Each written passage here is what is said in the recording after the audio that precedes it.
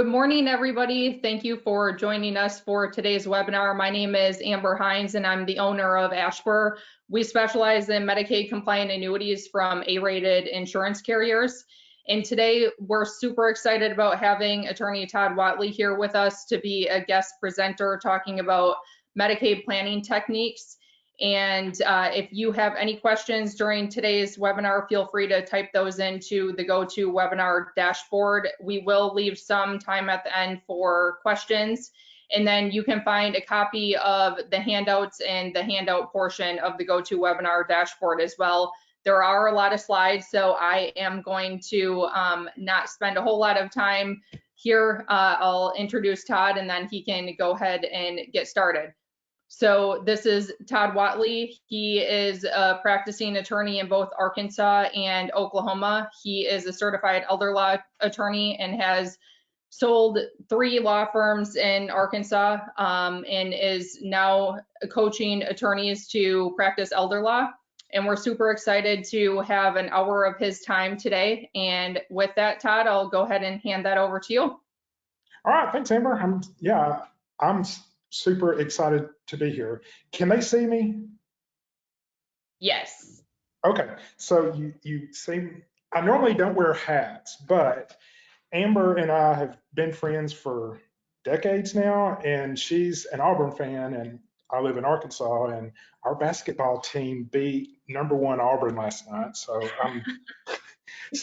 I'm kind of aggravating her today with my Razorback hat. So, all right, thank y'all very much for joining us. And yes, I'm going to go through, I absolutely love Medicaid planning. You know, elder law attorneys can kind of focus on different things. I love Medicaid planning. I particularly love crisis planning. And we'll go through this and you'll see how we can make such a difference to someone's life. And these people come in so desperate because they've just been told they're going to have to spend, $7,000, $10,000, $12,000 every month to get the care that they need for their loved one. And they're panicked because they probably misunderstand the Medicaid rules, and they're desperate. And we can provide such a tremendous benefit. So like Amber said, my name is Todd Watley. I'm a certified elder law attorney. I was on the NELF board. NELF is the organization that certifies attorneys across the country. They provide education and support and things. And so I was, for some reason, got to be on the board, and I was actually president from 2016 to 2018. And just, I love this job. All right. Wow. Sorry. Okay. So what is crisis planning? So let's just look at this real quick. So Ms. Jones calls your office saying that her husband had a stroke a few weeks ago. He was in the hospital and then inpatient rehab at the local nursing home. She was just told that he really should not go home, and to stay there long-term is going to cost her $10,000 per month. She was told that she does not qualify for Medicaid and he won't qualify until they have less than $2,000. She is devastated and heard possibly that you could help. Okay. How do we handle this? Okay.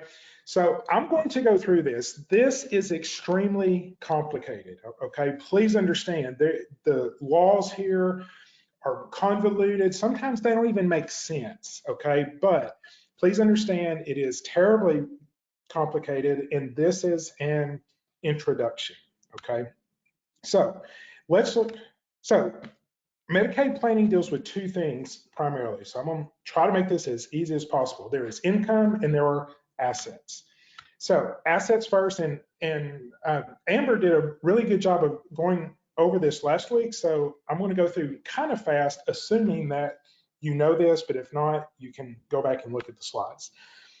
So assets, Medicaid's going to look at the assets of both spouses or the person applying for Medicaid if they're single.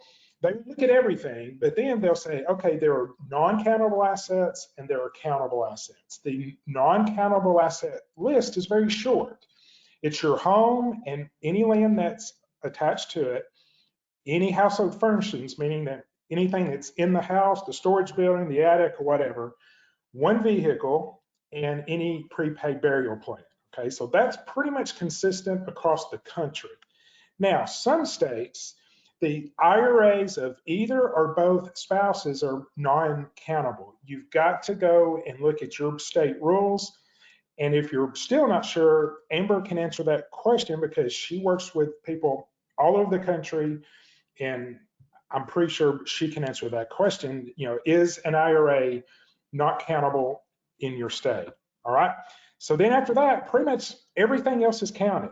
Okay. It's pretty simple if you know those 4 things: home, household furnishings, vehicle, prepaid burial, and then possibly IRAs.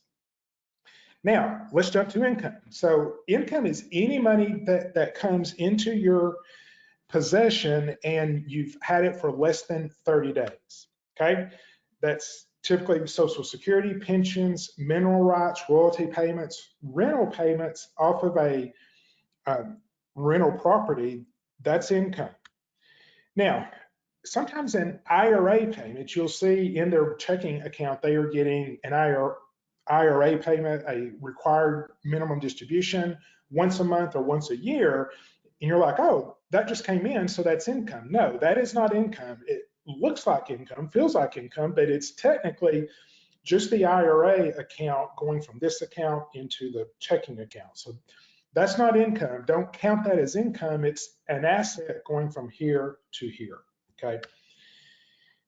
Odd things that don't look like income but can be income is an inheritance. So if a family member dies and leaves them money, that big lump of money coming into their account that month is technically income. And like I said at the beginning of the slide, once you have it 30 days, then it becomes an asset. But that first month, it is income. And also gifts, depending on the state, can claim that to be income. Now, general rules, okay? The general rule of Medicaid is the person applying for Medicaid has to be under typically $2,000. That's another state-specific issue. And so Amber's website has a sheet for all 50 states, and she has those numbers there to say, here's the number in your state. So if you're not sure, go back to her website and look at that. Now, another rule is the income of the applicant must go to pay for their care. Okay, so that's just a general rule. Tell your client if you're applying for Medicaid, generally your income is going to pay for care. However, unless you're married, there's some rules there, and I will go over those in just a second. Okay. To even make this more complicated, some states are income cap states. That means there is an income out there. There is a number that if your income is over that, you're technically not qualified for Medicaid, but that number is like $2,300, okay? Every nursing home that I know of is over $2,300. So therefore, if you make $2,400, then you're just qualified for Medicaid, but you don't have near enough the money to pay for care. So therefore, the solution there is known as a irrevocable income only trust, also known as a Miller trust, okay?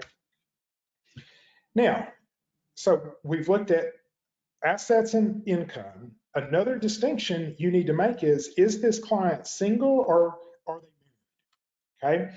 If they are single, it's very simple. We simply spend those countable assets on non-countable assets, or, and I'll go through this in just a second, the better thing is to just give it away, to get it gone, because sometimes your non-countable assets like your home, the reason Medicaid lets you keep your home is because they want to put a lien on it and get their money back.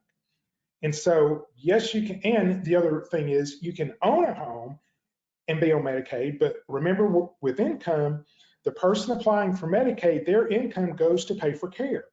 So yes, you can own this house, but you can't pay for it. You can't pay the taxes. You can't pay the insurance. You can't update it. And even worse, if you rent it out, that's income, which all goes to the nursing home. The renter's heat and air goes out. They're going to want a new heat and air system, but you can't pay for it because you're under $2,000 and all of your money is at the nursing home. So I typically don't let clients keep their home, even though they can, because of that issue. All right.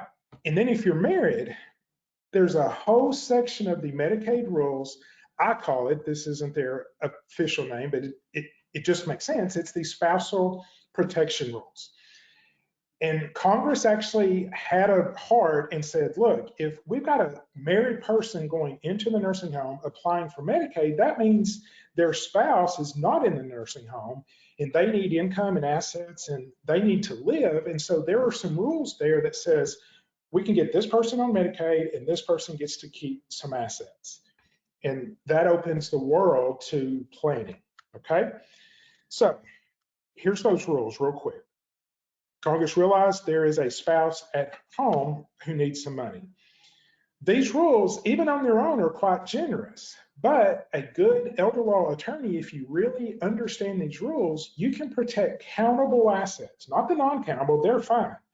Countable assets is what's causing the problem. And in a lot of states, you can get up to almost $1 million in countable assets and still protect everything. Okay, and that's key for these clients because they're hearing $2,000. Well, $2,000 is not the spousal number. It is for the person applying, but the spousal rules really let us protect a lot. Okay, so the key thing with a spousal case is you've got to look for a snapshot date, and that's the first day the person is in a Medicaid facility, and it can typically be the hospital. Or if your state is a waiver program state, they have waiver programs. Typically applying for a waiver program, knowing that you're going to be disqualified, will start a snapshot date. The snapshot date is the day we look at the assets for a married couple to say, aha, here's their assets, now we do this split. All right. There's the waiver services. Okay, spousal rules asset. So the snapshot is the day when you calculate what is known as the CSRA, CSRA, or the Community Spouse Resource Allowance. This is the amount of countable assets, non-countables to the side, countable. We look at those and then figure out what to do with it, okay? The normal rule on community spouse resource allowance is the total countable assets, each spouse keeps half, okay? Now, Congress was nice to that spouse not at the home, but they're not super nice, okay? So here's examples of the rules. So if the countable resources for a spouse is $200,000, it is true, each spouse gets $100,000, so it's half and half. Now, if the countable resources are $300,000, the community spouse this year maxes out at $137,400. So it's not 150 and 150, which is half of 300, it's 137.4, everything else goes over there. If it was 400,000, same thing, 137.4, everything else goes over here. 500, 600, 700, 137.4, everything else goes over there, okay? Now, let's go low. What if there's only $40,000? The community spouse rules say, just like there's a max that you can keep, there's also a minimum. And so the minimum is $27,480. So with $40,000, she, let's just say she's the one not in the nursing home, she gets to keep at least, or she keeps $27,480. The rest of that, $12,420, goes to him. That's what's got to get down to $2,000. Okay, so it's half, but there's a max and a min. All right. The rule is half of the assets, but they can't go outside that. Now, here's where we start planning, okay? So we have the community spouse, they have their money. Now we have this number for the institutionalized spouse. How do we get that down to under $2,000? What that is known as is spend down. We are spending their money, converting it from a countable asset into a non-countable asset or income. So first thing you look at is buy the institutionalized spouse whatever they need. any household furnishings in the nursing home, a lift chair, new mattress, anything, TVs, iPads, whatever. And you can also pay off any debt that they have. And typically you can pay off the spouse's debt. Once we've done that, we now go and we start paying off, repairing or replacing the non-countable assets. So we look at the home. So let's say there's $200,000, she gets 100, he gets 100, that's got to go down to 2. If there were a $98,000 mortgage on the house, one check, $98,000 after the snapshot date goes to the mortgage. We've spent $98,000 after the snapshot date, put it on a non-countable asset, boom, he's qualified for Medicaid, okay? If the house is paid off, we can fix the house. Roof, siding, windows, electrical, plumbing, fences, you name it, we've done it, okay? You also look at the car and prepaid burial. So you can replace the car, trade that one in, spend money for a new car if they don't want to sell their car, but it needs tires, it needs oil change, whatever. Yeah, do that. So you're spending these countable assets that are causing the problem on non-countable assets. Now, with the spouse, we've spent all this money and we still have money left over. Now that we have nowhere to spend it, we can now take this asset that is causing the problem, convert it into income to this community spouse.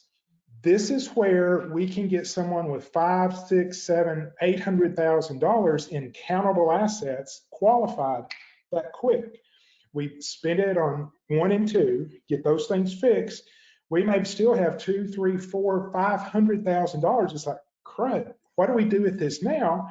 You call Amber and say, hey, we've got $500,000 we need to convert into income back to the spouse and get him qualified, and it's done that quick. So our last step is we take these countable assets, convert it to income back to her, we're done, okay?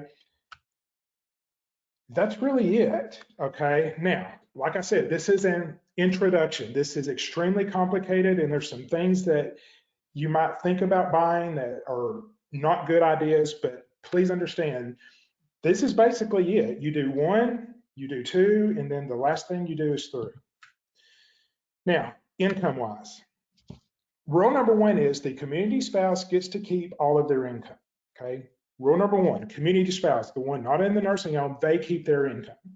It could be $3,000, it could be $10,000 a month. And sometimes it is $10,000 a month when we do this annuity going back to her. She could now have like $10,000. Now, that's the rule in all but about 3 states. There are like 3 states, I think Illinois is one of them, that there is a cap on the community spouse income that once you get past that, a portion of that does have to go back to the other spouse, but that's just 3 states, okay?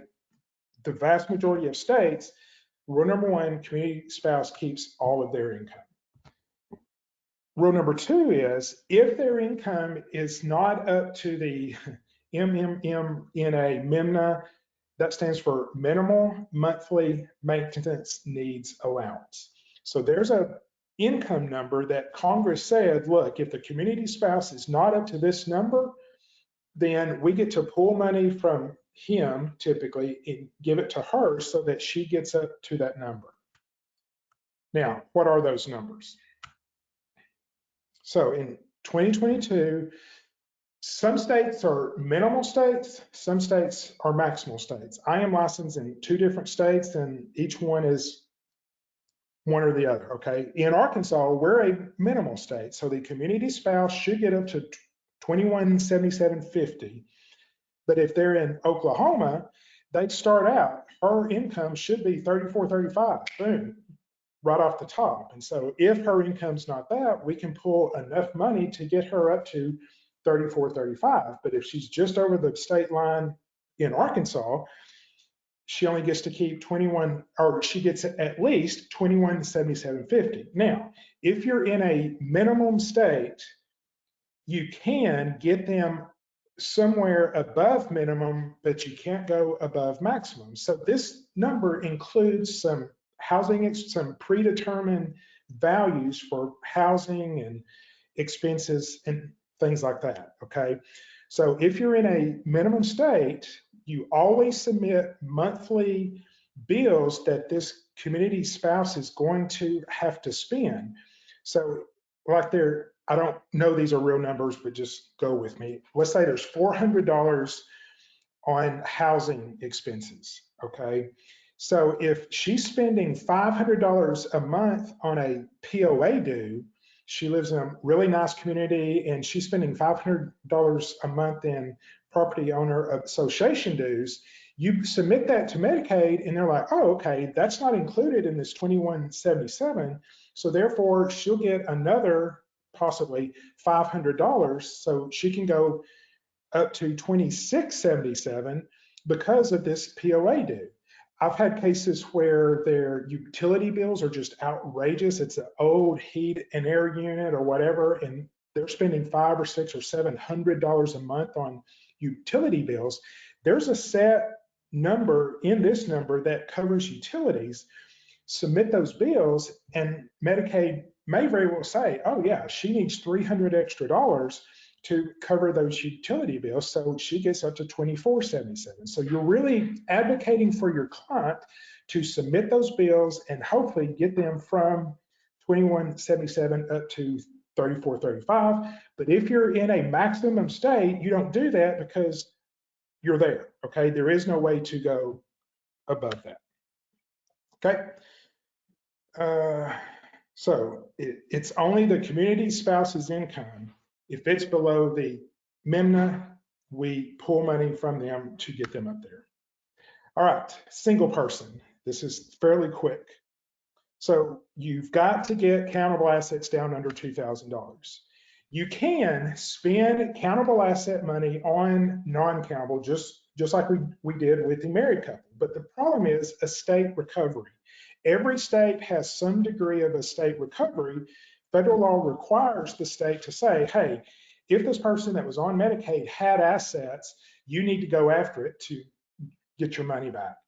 Some states are very aggressive with that. Some states are very not aggressive. So check with your state, but just know with a single person, yes, they can own those non-countable assets, but it may very well be subject to estate recovery, which is not good. So if you don't spend money on non-countable assets, how do we do this? We gift it, okay? All states other than California have a 5-year look back. So what they do during this look back is simple. It's not complicated. Look at the assets that were gifted, divide it by the average cost of nursing home in your state or your region, and that equals a penalty period. So it's the amount of time Medicaid doesn't pay for the facility. So how I explain this to clients out, it's very easy. You had $100,000. The average cost of nursing homes are $10,000. So had you not given away $100,000 at $10,000 a month, that would have lasted 10 months. Medicaid says, okay, since you gave it away, we're not going to pay for those 10 months. It's that easy. So just take the gift, divide it by your penalty divisor. Again, Amber has the penalty divisors on her website. You can go there, find it. So divide that, and it's the length of time Medicaid will not pay for the nursing home. When you call it a penalty divisor or penalty period, clients go, wait, I don't want to go to jail. It's not that kind of penalty. It's just Medicaid's not going to pay for the nursing home, okay? Here's a tricky thing that people miss all the time, and it can really mess up a case. The penalty period only begins when 3 things are in place at the same time. Number 1, you are in a Medicaid facility or you're applying for a waiver service. Number 2, you have to be otherwise qualified. That means under $2,000. If you're in an income cap state, the Miller Trust must be in place. I mean, everything's got to be done for them to be on Medicaid other than this gift, okay? And then you have to apply for Medicaid. So you'll apply knowing there's going to be a penalty or in Oklahoma, they disqualify you due to the penalty, but they then give you a penalty period and you reapply once the penalty period is up. Okay, so this is commonly known as half a loaf planning. So with a single person, half a loaf planning is this. So a client comes in and they have $150,000 in assets, and the penalty divisor in your state is $10,000. So option A is, what if we just give away $150,000 and apply? Well, you do the math, that's a 15-month penalty. We hope that the person who got the gift is going to pay for the nursing home, since they're the reason they're now disqualified for these 15 months. Well, that you end up paying all of the money back. That's not helpful. Here's what is helpful. Option B, what if we only give away half? So $75,000 at $10,000 a month, that's a 7.5-month penalty. That means they still have $75,000. Remember the three things that have to be in place for you to start the penalty. One of those is otherwise qualified. Having $75,000 means they are not otherwise qualified. So therefore, we've got to do something with this $75,000. What we do with it is we put it into that very same annuity that we did for the married couple, except we tell them, hey, we need this to come back over the next 7.5 months or 8 months, okay? However Amber tells you to do that, she will help you figure that out, but we tailor the annuity to pay for the penalty period, and the math works out. $75,000 over 7.5 months means it's $10,000 a month, which pays for the nursing home. So therefore, half is gifted, half goes in the annuity, hence the wording, half a loaf, okay? That's planning for a single person. Now, their income, check your state. Each state is different. They get to keep a little bit of money from their income to spend on stuff. My examples are Arkansas is 40, but Oklahoma is 75. So the summary is, for a married couple that's generally under about $1 million, you keep everything by shifting it to the community spouse in those 3 steps that I just talked about. For the single person, we can generally keep about half because we give away half and put half into the annuity. Now, what I don't have time to go into for the single person is, what about their income? That throws your numbers off, but the higher the income means they get to keep more money. That's a whole webinar within itself, okay? That's crosses. Okay, 11:28, I'm doing good. So, pre-planning. This is when the person is not in a crisis. They are not going into the nursing home. They have time. And what I like to say is, for all of you estate planning attorneys out there, pre-planning for Medicaid is probably what you're doing for estate planning. It's estate planning in an elder law's office. That is pre-planning for Medicaid. So let's look at a client, okay? Grant comes in to see you for estate planning. He mentions he has a revocable trust that needs some changes. Grant is 70, still plays tennis 3 times a week, has a girlfriend that he's been seeing for the last 2 years, not getting married, okay? Grant lost his wife 5 years ago to cancer, okay? Grant has a home worth $275 and total liquid assets of $315. He wants to revise his current trust so that his girlfriend gets a little bit of money and leave the rest of it to his children, okay? He has income of $2,500 a month, which he is able to live off of, and he rarely has to dip into his $315,000 worth of assets. This is a typical estate planning case, but as an elder law attorney, you look at this and think, hey, there may be something else here that I can bring up and see if the client is interested. And Grant probably knows some people who have gone through long-term care, spent their money, lost a lot of money on long-term care, but he probably doesn't think you're the person who can deal with that. It's our job as attorneys to bring that up. We know that we have a solution for Grant to protect almost all of his estate. At the age of 70, a conversation about long-term care and how he's going to pay for it is appropriate. I think it's our job to bring it up. And he, number one, since he plays tennis, he's 70, he may be a great candidate for long-term care insurance. So look into that. But we do know that an irrevocable trust that will hold part of the 315 and his home will give him peace of mind to know that after 5 years from now, if he needs nursing home care, everything that's in this trust is protected, okay? So how do you explain that to him, okay?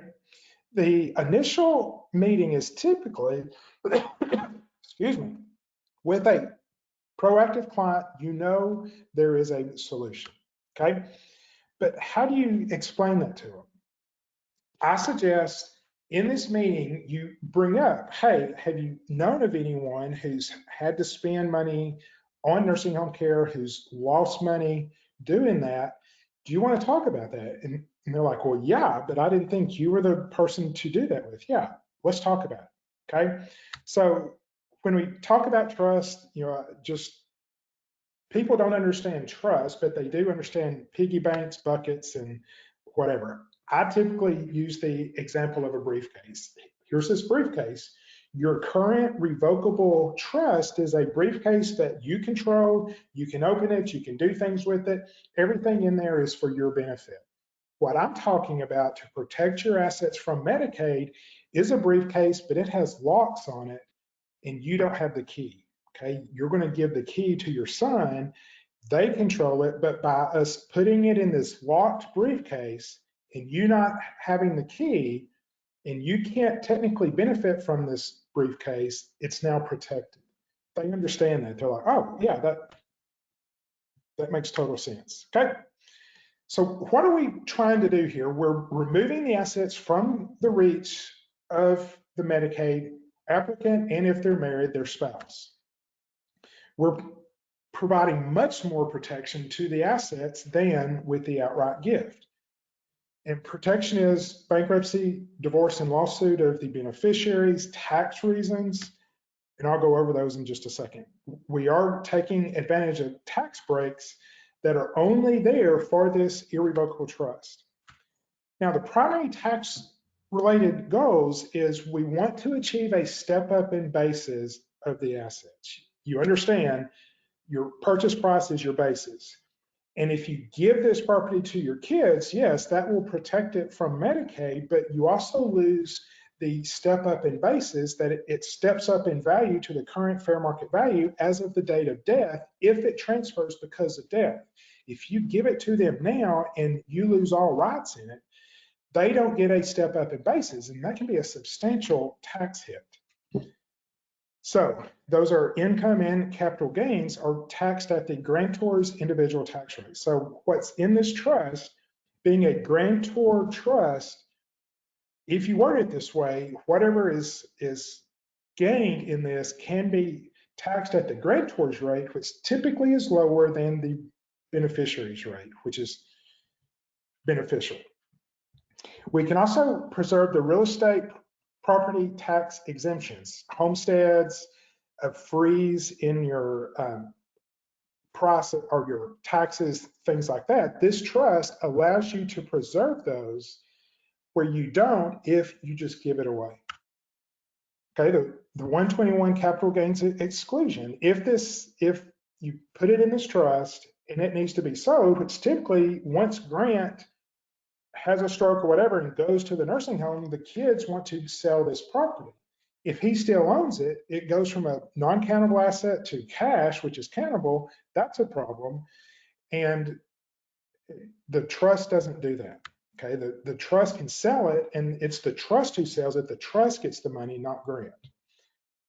All right, let's talk about it. The grantor or the grantor spouse may receive income from this. If neither of them receive the income, then we name lifetime beneficiaries who may receive the income. So these assets in this trust, they can grow, they can be invested, they can grow. That income's got to go somewhere. Does it stay? Does it go to the grantor, or does it go to the beneficiaries? Now, should the grantor receive income? It's interesting. You cannot put trigger language in this trust, meaning while the person's not in a nursing home, they get to enjoy the income off of this, but once they go to the nursing home and apply for Medicaid, that income stops. That is a violation of public policy. Courts have ruled on that, and that is illegal. You cannot do that. So if you make it so that the income comes to the grantor, now you got to do it forever. Okay, you can't stop it. So yeah, if they go into the nursing home, the income will no longer be paid. You can't do those. Any income paid to the grantor will eventually be paid to the nursing home. Now, if there's a mortgage on the home, you may want to reserve the right for income so that you can pay that. All right, I don't want to get too weedy because I just don't have time, so I am going to fly through these, but you want this to be a grantor trust and treat it as the owner of the income. The result is you get an income and capital gains taxed at the grantor's typically lower tax rates rather than the individuals. You rarely want to leave income in this trust. You want it to go somewhere because the IRS tax tables, an individual doesn't reach the highest tax rate until they make well in excess of $400,000 a year. But with a trust, you hit that highest tax rate at $12,000 of income per year if you leave it in the trust. So my recommendation to my clients is when you create this trust, pull the income, send it somewhere, because you'll pay less taxes at an individual rate than the trust rate. So how do you achieve grantor status? You use one of two powers. Make sure that your trust does this. And if you use the popular trust generations software, Elder Counsel, Interactive Legal, they will have this language in there for you, okay? And so you don't have to fully understand this, but there's two powers, the power to substitute assets or the power to add charitable beneficiaries. It can be held by the grantor, trust protector, or a non-adverse individual, just as long as that power is held by someone that is not interested, that's okay. The power does not have to be exercised, only held, okay? So it's there just in case, and it's primarily there to make it a grantor. Now, step up in basis is a huge issue that a lot of clients don't understand. And so you understand the basis is what you paid for it. And when it's sold, the difference between that you owe capital gains tax on if you've owned it for more than a year. The rules say that if the grantor maintains some level of control over this asset and it transfers only incident to their death, you get a step up in basis. And so the beneficiaries of this get it at the current fair market value. If they sell it then, they pay zero tax. But if you bought 10 acres at $100 an acre, and now there's a shopping mall coming in and they're willing to pay $100,000 an acre, you just went from $1,000 to $1 million. That's basically $249,000 of gain, and you pay 25% capital gains on that. That's a huge tax bill that could be avoided if we could get a step up in basis so that they get it at $1 million, sell it at $1 million, they pay zero capital gains tax. So how do you achieve that in this trust? You use a limited testamentary power of appointment. Again, your software packages will do this for you if you'll follow their instructions. Okay, it gives the grantor the ability to leave something in writing saying that she is changing this. Okay, so that power to do that leaves enough strings for it to pull it back into the estate and therefore get a step up in basis. You want to make sure, most people are hesitant to put their home into an irrevocable trust. But they'll do it if the trust says you get to live there.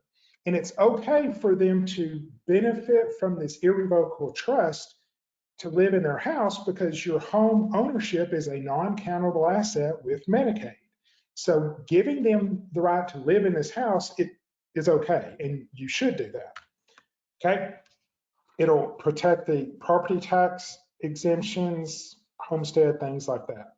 Now, be careful because sometimes the right to reside in the home could subject the home to estate recovery in some states. You might want to just reword it to say the right to occupy is better rather than creating a life estate, which could be subject to estate recovery. All right. Other grantor retained rights is the right to change beneficiaries. So sometimes they're like, hey, wait, my kids are, they're okay. Today, I know who I want to get it, but what if I change my mind later on? That's one of the rights that is good for tax reasons to say, yeah, this is still their assets under the tax code, but it also gives them comfort to know if I want to change beneficiaries, I can, okay? This makes this an intentionally defective grantor trust. I try not to use that name with clients because you're selling a defective trust and they don't understand that it's defective because a grantor trust typically gets the assets out of your estate, but this one keeps it in your estate, so it's defective as to its intentional purpose, but that's exactly what we want. But clients don't like to fix up. I don't use that terminology. It provides a step up in basis, which is huge.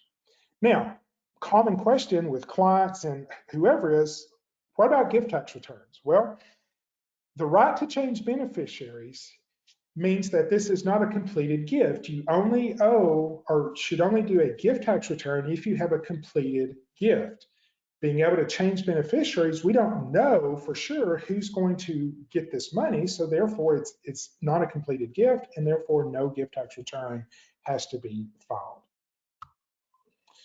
All right, that's at the time of funding. Each year, if you retain income, yes, you should do a tax return then for the income, but funding the trust, putting money into this trust is not a completed gift, and so therefore is not part of the lifetime exemption for gifting. Now, when distributions are made, you know who that money is going to, and then a gift tax return should be filed on that money that was distributed. Okay. A crucial part of this design is, okay, during the life of this person, or yes, this person, another question is, what if I run out of money? And you don't put all of their money into this trust. Keep out some money because there is that 5-year look back. This is seen as a gift to Medicaid, and therefore we are subject to that 5-year look back. You need to keep out enough money to get them through 5 years. What if they run out of money and they need some money from this trust? Well, we do put language in there so that there are lifetime beneficiaries. These are persons that will be responsible for helping the grantor if needed. And it can't be written in the trust that this has to happen. I always say, with a lifetime beneficiary, if you need some money, the trustee can pay money to the lifetime beneficiary, and then the lifetime beneficiary, out of the goodness of their heart, will give money to mom and dad. Okay? There is no requirement, it's the goodness of their heart. All right. Lifetime beneficiaries do not have to be the same as residuary beneficiaries. You can say, at my death, when I know I don't need this money anymore, I want it to go to A, B, and C. However, I don't trust B and C now to get money because they'll always be begging for money. A is good. A doesn't need the money. I want A to be the only lifetime beneficiary. But then at my death, A, B, and C are the residuary beneficiaries. Okay? Ideally, the lifetime beneficiary should not have creditor problems. All right. So residuary beneficiaries do not have to be the same as lifetime beneficiaries and often shouldn't be because of those problems.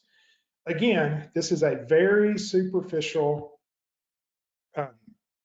introduction, okay? I have just, as of last week actually, released a very comprehensive Medicaid course. It is online.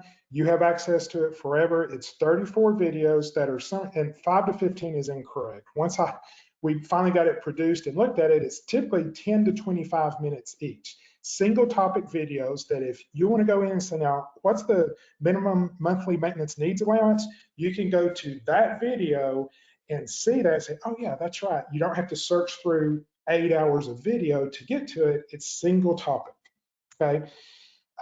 Ideally, if you get this, you go through it start to finish, you will know Medicaid very well, but then you can go back to it each time and figure out. I've also included fact patterns, lots of fact patterns that you can go through and apply this knowledge of Medicaid to actual fact patterns that you will see in your office. And with this program, you get 2 hours on the phone individually with me. I typically go through the fact patterns with you, make sure that you've got those, whichever ones you think that you've had problems with, I'll go through it with you. Okay, so if you're interested in the comprehensive Medicaid case, email Tricia. She's my assistant in this, and it's just Tricia@eldalawinnerbox.com. Amber? Awesome. Questions?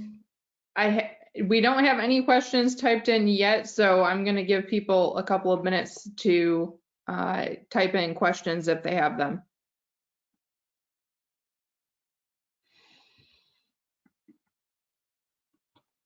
I know I didn't do that good a job. There's no questions. And I apologize. I mean, that's a lot of stuff in an hour, but I mean, there's a lot of stuff there, and I absolutely love this, love it, love it. It looks like somebody raised their hand, but I'm not seeing a question typed in yet, so. I did my best to get through with plenty of time, so.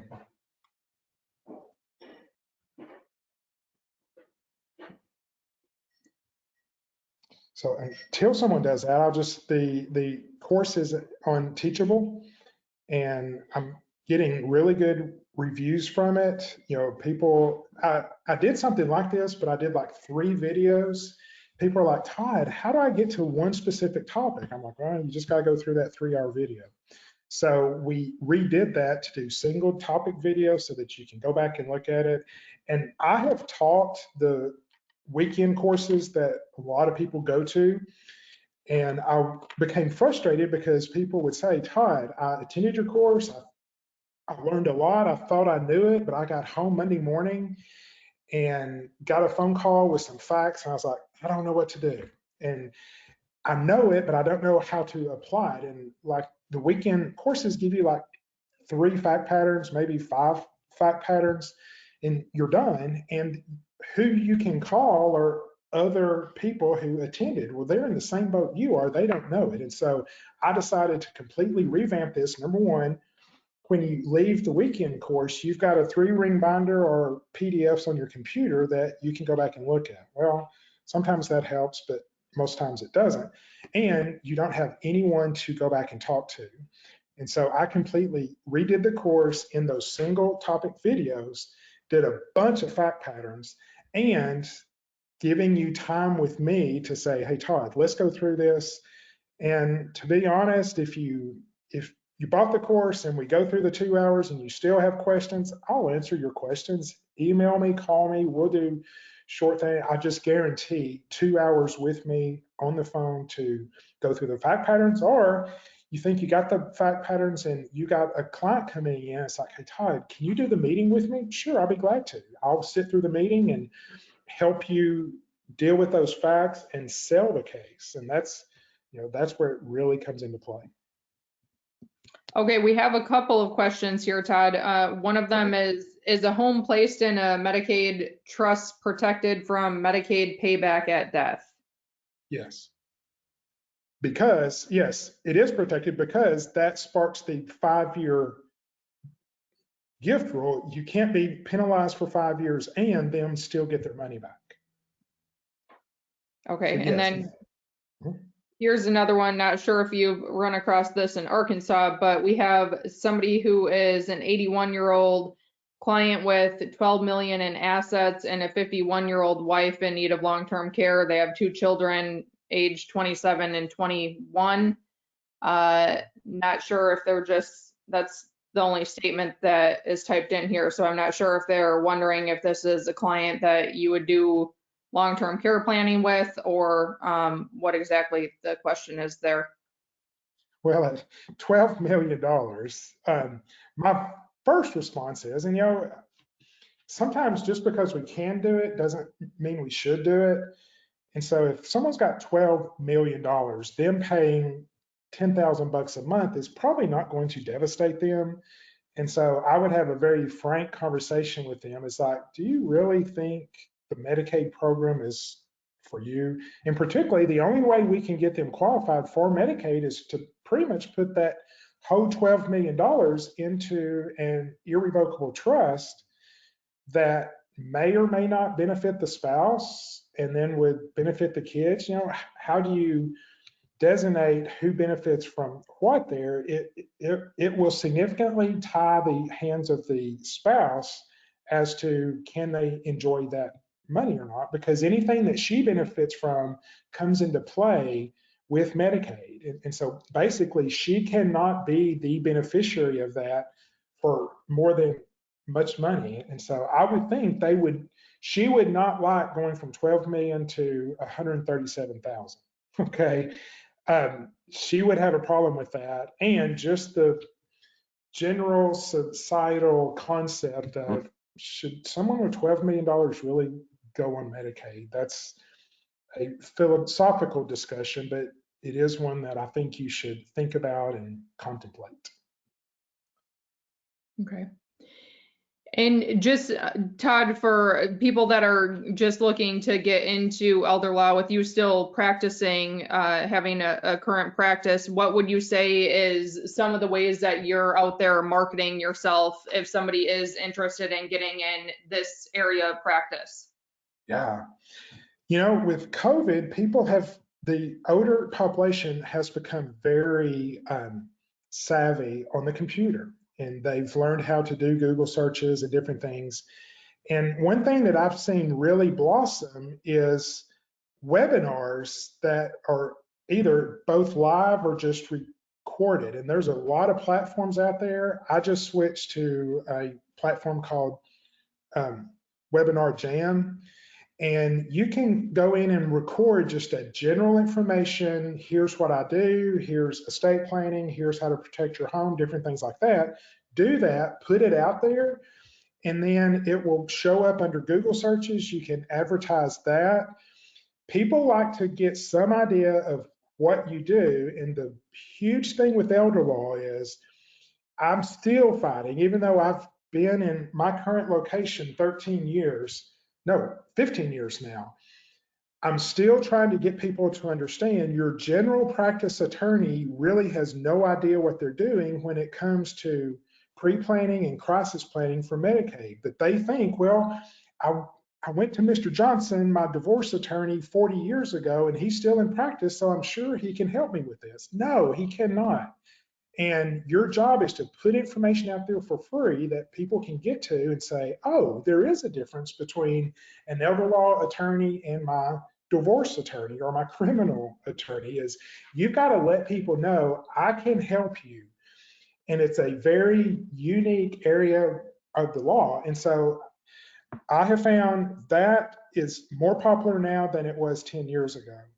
The absolute best thing you can do is get in front of people. And COVID has, harmed that tremendously, where I'm now starting to get some places to open up. And if you can get in front of 5 or 10 people and just do a general Q&A, you ask questions, I'll answer it, or do a simple slideshow explaining estate planning and Medicaid, people love to sit there, look at you, see that you're a real person, you're not intimidating, and that you can really help them, and they will. So I've gone almost 2 years without doing that type of thing. I got to do it last month, and I think there were 12 people there, and I think 5 of them scheduled appointments. It is absolutely the best thing you can do is just get in front of people, talk to them, let them know some of these rules I just talked about, and they'll come see you. Awesome. We have a question here about the cost of the new course. Is that something that this attorney can email Tricia about, or Yeah. do you? Yeah, I'll just tell you, it's $24.95. Okay, and I've added it up. It's about 8 hours of content plus the 2 hours, and you have access to it basically forever until. And I'll be updating it each year number wise. I'll re-record those segments with the numbers that change. And so, yeah, it's an ongoing project and it will be up to date and you have it forever. It's not just a one-time thing and it's done. You have access to it as long as we can keep it up there. So, yeah, email Trish and she'll talk to you about it and discuss it. Great. Okay, I don't see any other questions. Todd, did you have anything else to add? Yeah, and I say, Tricia, we'll talk about it. A lot of times she's like, Todd, call them. I'm like, okay. And so many times I'll call you, we'll talk about it. I'll answer questions. So yeah, I'm excited about it. It's brand new. I think it answers a lot of people's questions. And so if you're not doing this type of work, crisis planning, pre-planning, man, it is just absolutely, there's no opposing side other than the state and you will know the rules well enough. I encourage you to do it. It is a very fulfilling, and if you don't know, I mean, I don't want to talk prices, but you should be charging between 1 and 3 months worth of nursing home expense to do this for them. So in where I live, people spend about $7,000 per month. And so my typical fee for a crisis Medicaid case is somewhere between $10,000 and $20,000 per case. And for pre-planning, I charge 1 month's worth of nursing home care for the trust and POAs and things. And so people are desperate, particularly in crisis planning, they are scared, they are desperate. And if you can come up with an answer to save their entire estate when they think they're about to go broke, they will easily pay you $10,000, $15,000, or $20,000 to do that and be happy about it and probably hug your neck on the way out the door. And so it's just everybody's happy. You're truly solving a problem. It's the best practice in the world, I think. So if you're not doing true elder law or Medicaid stuff, please give me a call. Let's talk about it and let me help you get into it. Okay. Right. Thank you, Thanks, Todd. Amber. We Always enjoy appreciate you, and thank you everybody for your time today. Take care. Thanks. Bye.